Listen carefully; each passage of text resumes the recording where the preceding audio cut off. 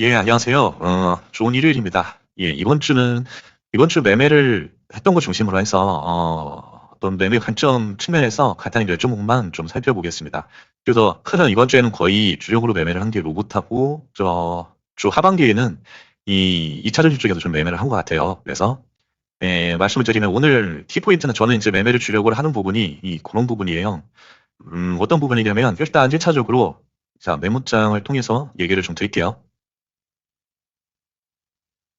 말씀을 드리면 제가 가장 좋아하는 부분의 매매는 라는 확률 높은 매매 자리는 길목입니다. 길목. 예. 길목은 자 우리가 장단기 박스권의 인근 부분을 길목이라고 하잖아요. 장단기 박스권의 인근 부분.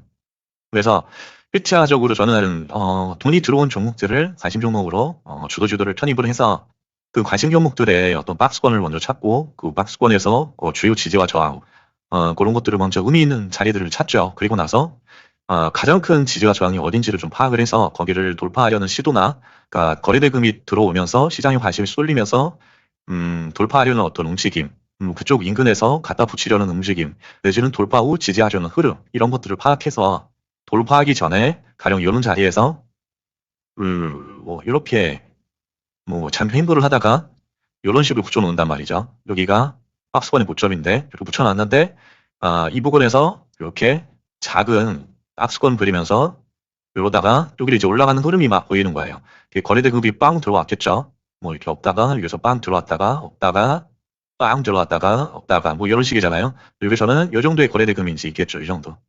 이 정도면 있다가 갑자기 거래대금이 분당 거래대금 막 이렇게 빵빵 들어오게 되겠죠. 그러면서 이렇게 확 올라와서 여기서 지지하고 또 이렇게 상승하는 그런 흐름인데, 그러니까 여기서 이제 돌파하려는 흐름에 수입으로 이제 접근을 하기도 하고, 아니면 여기서 이렇게 횡보를 하다가 갑자기 돌파하는 경우도 있죠. 네, 그러니까 돌파하는 경우는 참 여러 가지인데, 하여튼 길목에 대해서 돌파하기 전에 흐름을 포착해서 돌파하는 그 길목까지의 박스권 상단까지의 너블 구간을 노리고 들어가는 경우가 있고, 두 번째는 박스권을 돌파하고 나서 그 위로 또 다른 아래에서의 그 박스권의 높이만큼에 해당되는 그 높이만큼 또 올라간다는 어떤 가정을 가지고 이제 시장의 관심도라든지 현재 시황을 보고서 갈 수 있는 가능성을 좀 보는 거죠. 그래서 이제 그런 식으로 매매를 하고 있는데 두 가지라고 말씀을 드린 것 같아요. 이제 박스권을 돌파하기 전에 돌파하려는 흐름, 그 흐름 속에서는 여러 가지 자기만의 어떤 근거들이 필요할 거예요. 그래서 뭐 거래 대금이라든지 유인 기관의 수급이라든지 어떤 시장이 중심을 형성하고 있는 섹터에 속해야 된다든지 뭐 아니면 특정 종목은 특정 거래원을 이용해서 매집을 하는데 그 거래원이 들어와야 된다든지 뭐 여러 가지 현상이 있을 거예요. 그래서 이번 주에는 뭐 간단히 로봇하고 뭐 로봇 한 종목 그리고 2차 전지 뭐 한두 종목 그리고 기존에 이제 매매를 많이 했었던 로켓 헬스케어 요걸 잠깐 말씀드릴 건데, 자 로켓 같은 경우는 기존에 뭐 요 구간 같은 경우는 지금 수익 손실이 중요한 게 아니라 뭐 요 구간은 수익이고 요 구간은 이제 손실 같아요. 예, 손실 같고 요거 뭐 잘 짧은 수익이고 여기서 이제 수익이 좀 큰 것 같고, 그래서 제가 말씀드리는 부분은 요런 구간이 아니라 요 박스권을 돌파하는 그런 상단에 저는 이제 선을 그어놔요. 이렇게 선을 그어놓고, 자, 여기를 돌파하려는 흐름을 이 구간에서 저는 보였다고 생각을 하고 있어요.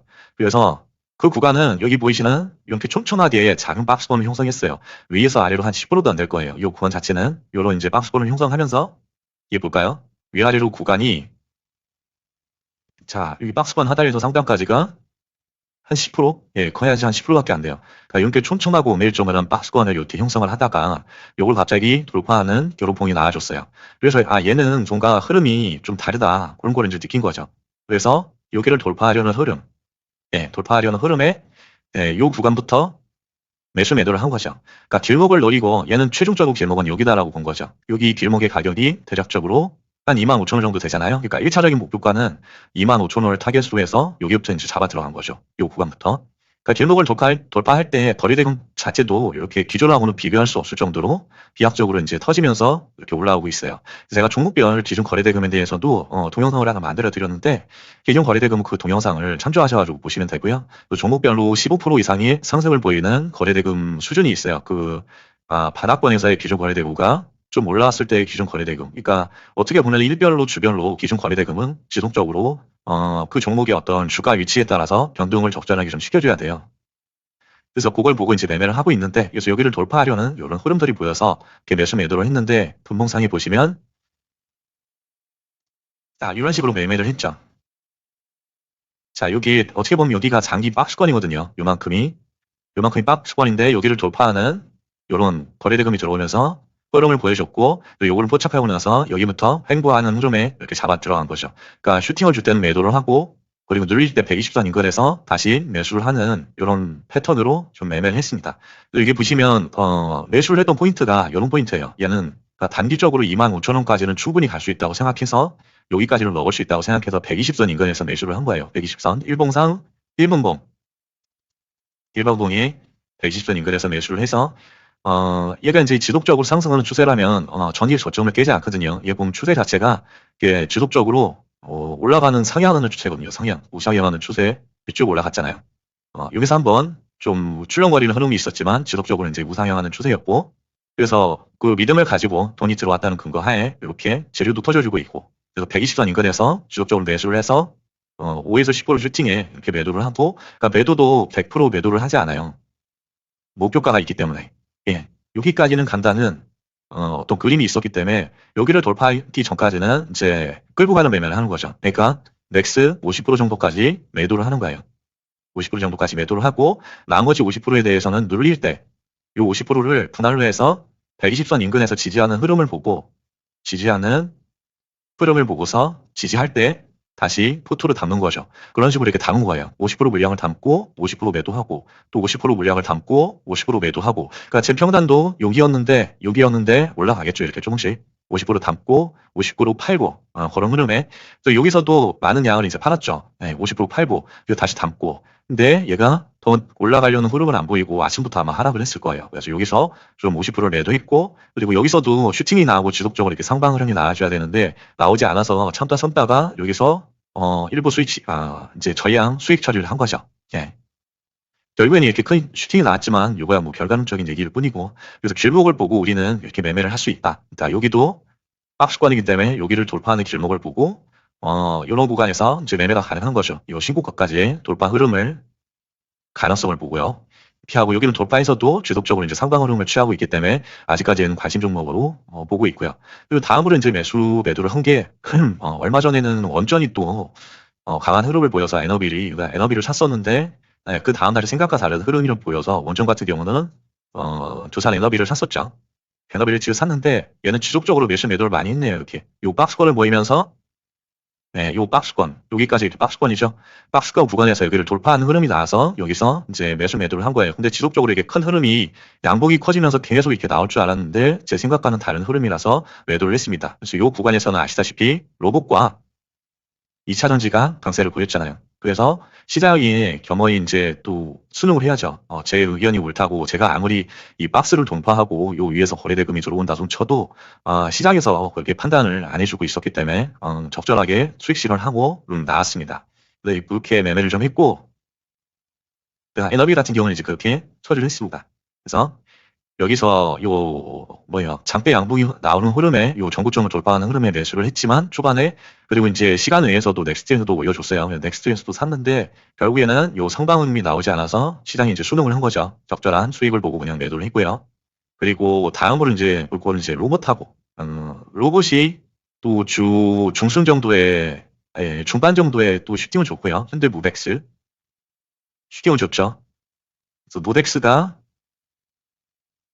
이런 식으로 슈팅을 줬습니다. 그래서 얘는 여기 보이시는 게 이제 박스권이잖아요. 여기 자체도. 이 자체 보시면 요만큼에, 여기가 한 달 정도 될 거예요. 요만큼이 한 달, 20거래일 정도 될 거예요. 20거래일이면 한 달이잖아요. 그러니까 한 달이라는 기간 동안 횡보를 하다가 이 한 달에 매물대는 뚫어주는 이런 강력한 거래대금이 터져줬어요. 갑자기 엄청난 거래대금이 이렇게 나와줬죠. 1분당, 지금 이제 1분봉이거든요. 1분당 100억이라는 엄청난 거래대금이 유입되면서 이렇게 뚫어준 거예요. 그래서 뚫어주고 나서 바로 사지 않아요.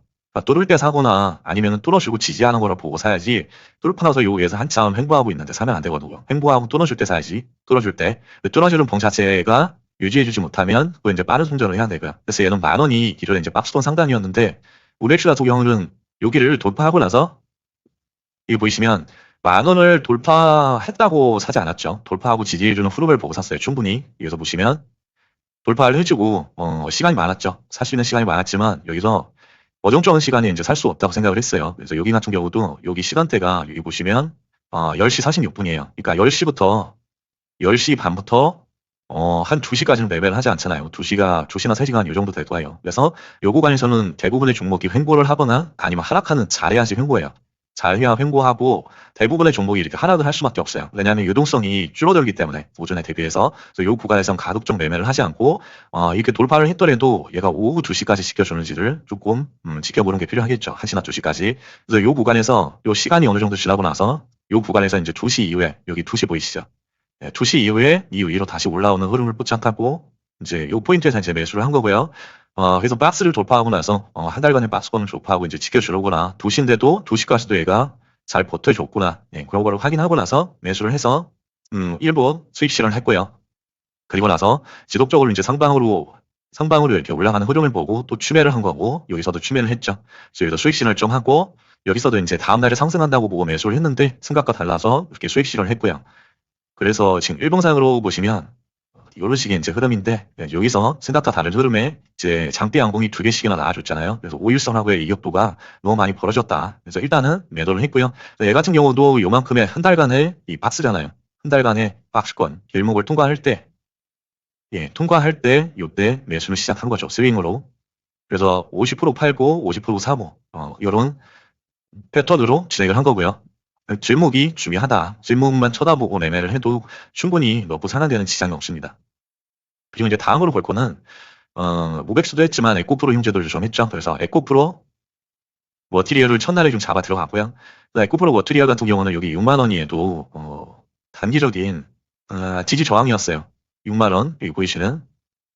여기 6만 원 자체가 여기서 지지를 했고 여기서 이제 저항이 됐죠. 그래서 6만 원을 돌파할 때쯤에 이렇게 매수매도를 한 것 같아요. 그래서 6만 원, 딱 6만 원 정도에서 샀죠. 여기 보시면.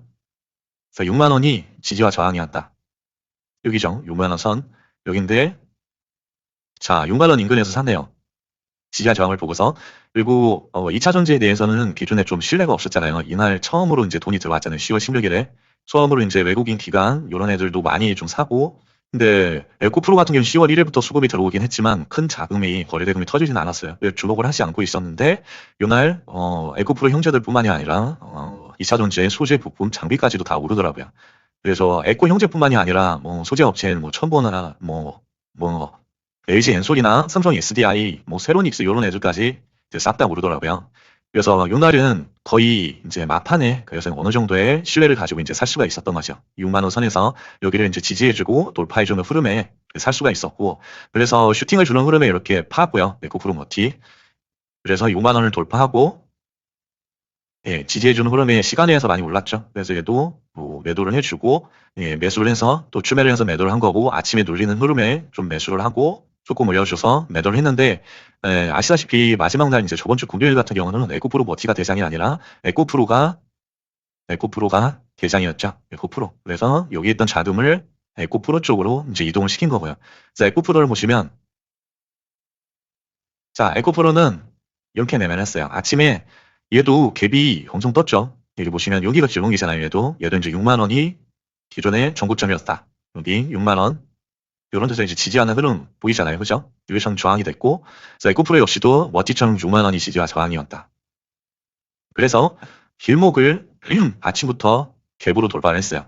아침부터 길목이 이제 6만 원이 라운드 피겨 가격이고 전고점이기도 하고 강력한 지지와 저항이기도 해요. 근데 그 가격을 갭으로 돌파했다. 갭으로 돌파. 저는 여기에 점수를 많이 줬어요. 거기에 갭으로 돌파했다는 거는 얘는 오늘 사고를 한번 크게 칠 수도 있겠구나라는 생각을 가졌던 거예요. 그래서 6만 원이 아닌 시가 자체가 61,600원, 약 그 라운드 피겨 6만 원 가격으로부터 3% 가까이 갭이나 떠서 요 위에서 이제 시작을 하면서 적절하게 6만 원에 또 지지를 받고 재상승하는 흐름을 보여줬죠. 그래서 부공상으로 보시면 자, 얘가 아침에 갭이 떠서 61,600원 시작했는데 자, 여기가 6만 원 가격이죠. 6만 원 가격인데 잠시 이렇게 흐르는 듯 하더니 바로 재차 돌파를 해서 쭉쭉쭉쭉쭉 올라왔어요. 결국에는 상한가 인근까지 갔잖아요. 그래서 이런 흐름을 보고서 얘는 오늘 이제 대장은 반드시 체인지가 되는구나. 그 에코프로가 이제 넥스트, 이 금요일 전인 목요일의 시간 외에서도 얘가 거의 8%가, 10%가 더 올라갔잖아요. 예, 에코프로 멋지는 상한가조차도 못 닦고 있는데, 에코프로가 엄청나게, 그 넥스트에서 한 8% 이상, 상승을 하고 있었어요. 이격도가 많이 벌어져서.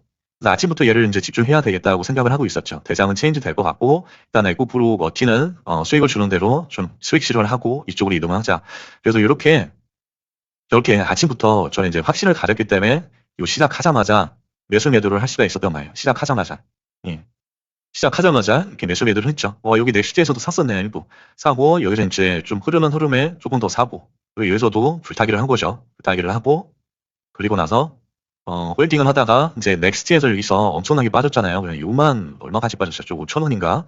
엄청 빠졌어요. 그래서 그 빠질 때 7만 천 원, 제가 이게 이제 7만 천 원에서 이거 7만 천 원이죠. 7만 천 원에서 7만 4천 원 사이 이게 박스권을 형성한다고 말씀을 드렸어요. 그래서 요 사이에서 이렇게 흐르다가 넥스트에서 이렇게 상한가로 들어가는 흐름을 좀 예상을 해서 홀딩을 했는데 아니나 다를까 저 미국 지방은행 구실채권 이슈로 인해서 얘가 보통의 로봇주들이 한 마이너스 3% 이상으로 쭉쭉 빠지고 있었고 에코프로와 에코프로 머티조차도 마이너스 6%씩 6% 이상씩 쭉쭉 빠지고 있더라고요. 그래서 어쩔 수 없이 7만 천 원을 이탈할 때 여기서 전량 수익 실현을 하고 쭉 빠졌다가 얘가 급격하게 올라오더라고요. 또 급격하게 올라와서 미선물도 마이너스 1.5% 수준에서 더 이상 이제 하락하지 않고 좀 어느 정도 횡보하다 또 상승하는 흐름이 나오더라고요. 그래서 요 미선물의 흐름과 그리고 외국인 기관의 수급 흐름 그리고 요 분봉상의 흐름을 보고서 조금씩 매수를 해 나가서 지금 한 7만 600원 정도의 통단을 맞춰놓고 있습니다. 그래서 100% 매수한 건 아니고 일부 비중만 좀 들어가 있고요. 근데 결국에는 8시 이날 금요일 8시에 이 선물이 경배 마이너스 1%를 치고 끝났어요. 마이너스 1%로 끝났는데 금요일 미국장에서 본장에서 선물이 양전환 하더니 결국에는 나스닥이 플러스 0.5%. 그러니까 나스닥 그리고 다우존스 S&P 500이 다 0.5% 이상 상승을 했고 테슬라조차도 2.5%나 상승을 해서 나락을 해줬습니다.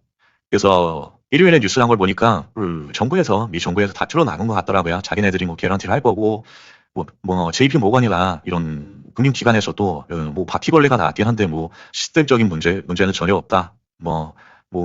그리고 기타 이제 지방은행들이 호실적을 보여줘가지고 뭐 7, 8% 이상 오르는 그런 상황들이 연출이 됐죠. 그러니까 어느 정도 해프닝으로 이제 마무리가 됐는데 다음 주 초에도 에코 형제들이 좀 슈팅을 보이지 않을까 좀 기대를 하고 있고요. 그래서 에코는 아니더라도 다른 2차전지 관련된 또 주들이 순환매를 탈 수 있겠죠. 네. 순환매를 탈 수가 있을 거고 아니면은 이게 이제 콘스닥 쪽인데 대형주 쪽 삼성 SDI나 아니면 LG 엔솔이나 그런 애들이 또 이제 한 20% 이상 또 상승을 보여줄 수도 있고요. 수급이 그쪽으로 이동을 한다면 그러니까 여러 가지 가능성은 항상 열어두고 있어야 되고요. 근데 이제 할라케스나 이런 로봇주들의 자리도 솔직히 많이 눌린 자리는 아니에요. 지금 보시면 네, 로봇주들도 지금 대장이 기존에 할라케스트잖아요. 할라케스도 보면은 자리가 나쁘지 않습니다. 이 고점에서 지금 횡보를 하고 있는 자리죠. 박스를 만들면서 이 상한가의 종가를 해치지도 않고 그렇기 때문에 얘는 이렇게 박스권에서 횡보하다가 기회만 지금 보고 있는 것 같아요. 로봇 관련된 어떤 기사나 그런 것들 뭐 투자 기사나 이런 게 나오면 바로 이렇게 상방으로 치고 나갈 그런 이제 분위기거든요. 거래대금이 이렇게 떨어지는데도 불구하고 횡보를 한다는 건 이건 세력이 컨트롤을 하고 있다는 얘기고요. 얘 같은 경우는 이 박스권을 신고가 박스권을 돌파한 지 얼마 안 됐는데 바로 신고가 위에서 또 이런 장대 양동이 들어서면서 또 위에 작은 수월 박스권을 추가로 만들고 있어요. 이거 자체는 준비가 이제 다 됐기 때문에 이 변동폭이 크지 않잖아요. 위에서 아래 변동폭이 많아야지 이제 10% 정도거든요. 이 폭이 작으면서 조밀하면서 거래대금이 어느 정도 유지를 해준다면 얘는 조만간에 이렇게 상방으로의 가능성도 열려 있습니다. 그래서 다음 주에 후보군으로 보는 게 1차적으로 제일 1순위로 봐야 되는 거는 2차 전지 관련된 주.